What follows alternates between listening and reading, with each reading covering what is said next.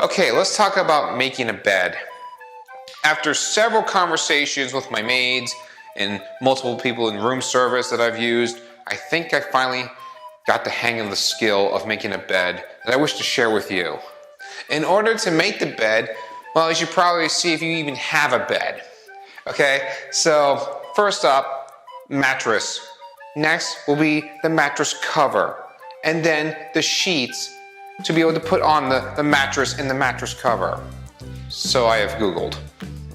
Next will be the pillow, and apparently putting the pillow in its like sock, which you call a pillowcase. Next is a comforter, as we would call comforters, or as you would say blanket, which for some reason you then put in a sheet or a blanket cover.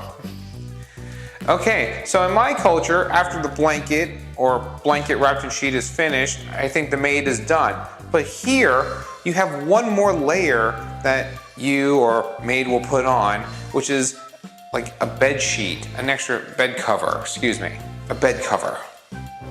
So then after the pillows are fluffed and they're ready for you to lay your head on, some of you don't like sleeping alone and don't have a choice. So therefore you have occupants, company, toys as you would say, stuff to make you feel not lonely.